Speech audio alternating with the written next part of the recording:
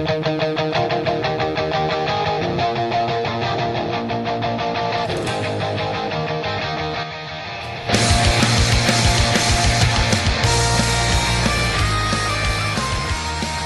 right, good morning, everybody. You're listening to the very first episode of the Ben Faulkner Show. Not exactly sure how this is going to go or where it's going to end up, but I'm here and we're going to be talking about a number of different things today. First and foremost, a situation that has come up with the TSA.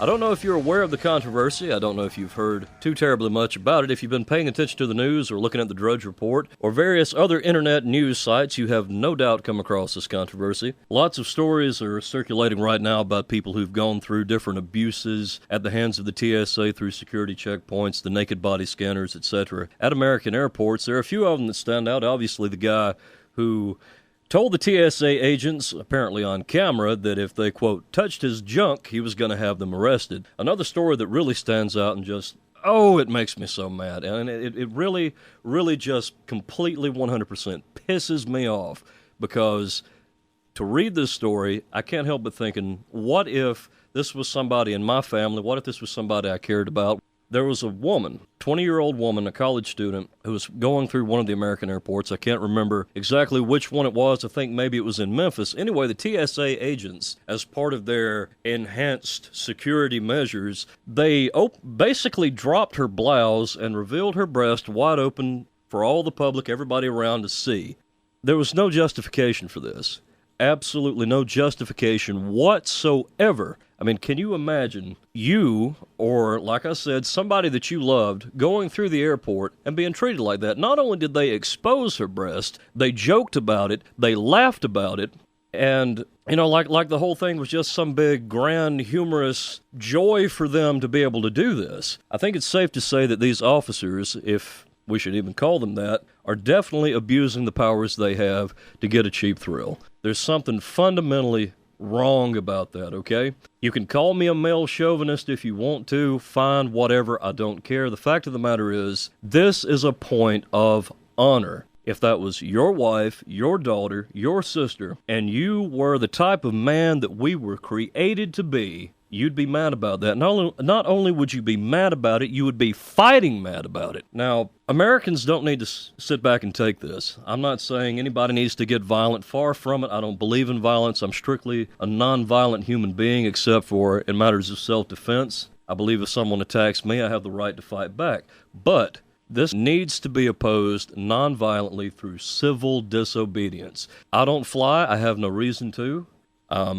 Not going to tell you how old I am, but as a matter of fact, I've never had an occasion to fly. It's not that I'm scared of it or anything. It just simply hasn't come up in the way that my life has unfolded. But the point being, with the TSA goons being like they are, I have even less of a desire to go through an airport and deal with that type of nonsense, and even less of a desire to see my friends and relatives go through airports and deal with that, especially female friends and relatives, if they're going to be subjected to what amounts to government-sponsored, government-sanctioned sexual harassment. Now look, supposedly all this is being done in the name of fighting and stopping terrorism. But let me ask you something.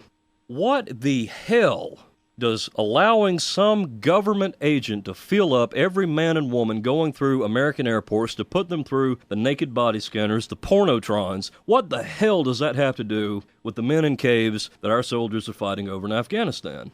How does that make us safe? How can it possibly be said to make us safer? And better yet, how can it be said to be constitutional? Now, what we need, if we are going to stop this, because if we don't stop this, we're going to continue being treated like cattle. Make no mistake, this is not about our safety. It is about conditioning us to obey and to submit to public officials. Far be it from me to call them public servants. You know, they're supposed to serve us.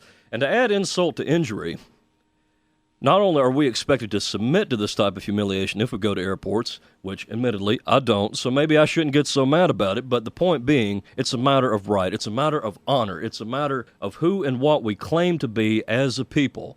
As I was about to say, what we have to do is stop allowing them to treat us like cattle, because if we allow any person in a position of power to abuse that power that they've been given to the point where they can treat us like that, then it's going to It's going to spread. It's going to get worse. It won't be just at airports. Eventually, it'll be at malls. It'll be at courthouses. It'll be in all sorts of public places where we will be expected to submit to these type of pat-downs and be expected to go through these type of scanners. It is an outrage. It is an absolute outrage. First of all, it violates our privacy rights. It violates our due process rights. Searches and seizures are supposed to take place with the issuance of a warrant. No warrant has ever been issued that I'm aware of to search people at airports. Well, like that in a way. I'm sure some warrant's been issued at some point in time for some legitimate criminal activity, drugs or whatever, that type of search at airports. But what I'm specifically talking about, I don't think a warrant has ever been issued for the type of searches that we're seeing going on with people in the TSA lines and with the naked body scanners. Now, I could be wrong about that. Maybe somebody out there can get in touch with me and show me an example of that. But the point being, we are supposed to have rights, fundamental rights that cannot simply be thrown out the window by government officials at whim. It's a matter of justice. Other rights being violated here include the rights of the individual states. Our government is supposed to be one of delegated and reserved powers. Specifically in the 10th Amendment it says, those powers not delegated to the United States government are reserved to the states and the people.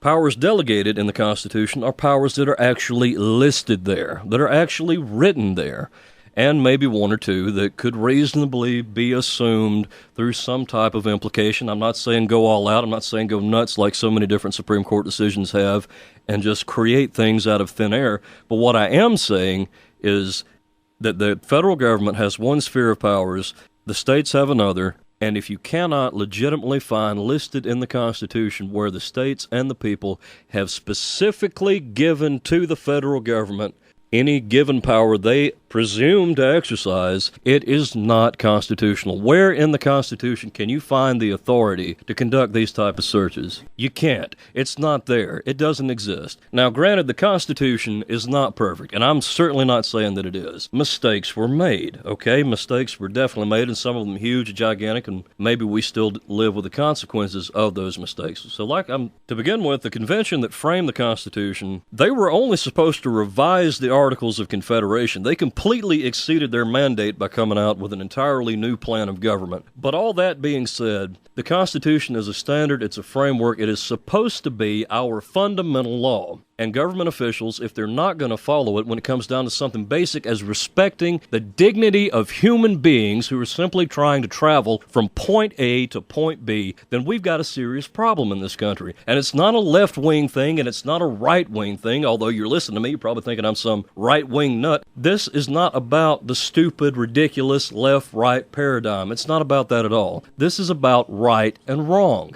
This is about justice. This is about truth. This is about the realization that we, the people, have to revamp our understanding of who and what we are if we are going to truly be in control of our destinies and of what is supposedly our government. And to add insult to injury, this whole situation with these airport scanners and all these rights-violating security measures at airports and elsewhere, if we're being honest, to add insult to injury, we are expected to pay for these things either through direct taxation, through the act of government borrowing, or through the act of the government via the Federal Reserve System, inflating the currency, therefore reducing the purchasing power of all existing money and reducing our standard of living, which, by the way, that is the biggest backdoor tax that falls on any of us in the United States, and frankly, other countries do it too, so it's more or less a worldwide phenomenon where central banks are able to do that, but anyway, you get the point. We are expected to pay for this type of treatment. We pay for it. We pay for it. Do you understand how outrageous that is? How insane it is to be expected to pay for the privilege of being treated like cattle? A number of months back, I signed up to be one of the coordinators of the Georgia 10th Amendment Center, and frankly, I've dropped the ball on that over the last couple of months here with being busy with life and work and what have you, but this issue is big enough for me to want to re-engage. So look for additional information coming up on the Georgia 10th Amendment Center and activities that I hope that myself and Mr. John McCurdy and others will be able to get up and rolling soon, very soon. There's no excuse for look for additional episodes additional podcast. I'm not really sure what to call this. Is it a radio show? Is it a podcast? Is it an internet show? Whatever. Look for this to eventually include actual honest-to-God video with me sitting back ranting, and you can kind of get the picture as to what I look like and where I'm going, who I am, and what this is about. There are a number of different things I hope to be able to get into with this show, assuming I'm able to stick with it, which, to be perfectly honest, I don't have the best track record of sticking with things, but hopefully this will be different. I want to get into, for Christian listeners, hopefully an explanation and a discussion at some point in the future, how the interpretation of the idea of submitting to Caesar may not be exactly what the majority, especially among American Christians, have come to believe, that it might mean something a little bit more subtle. We'll get into that later, and when I get the video up and going, hopefully we can interject some humor into this. Frankly, things being the way they are, folks, we've got to laugh. We've got to laugh at people in power. We've got to laugh at our circumstances. We've got to laugh to keep from crying. So hopefully yours truly will be able to do that. And I'm looking to maybe get some people in here for interviews about political topics, social topics, and heck, just to mix it up. We might even get some music in here. I don't know. We'll see. We'll just have to see how that goes. But anyway, I think that's going to about wrap this up for this edition, this very first edition of the Ben Faulkner Show. Thanks for listening. Stay tuned. It's going to be a great ride. So welcome and thanks for listening to the Ben Faulkner Show. You stay classy, America. Peace out. The wind sit heavy on the borderline.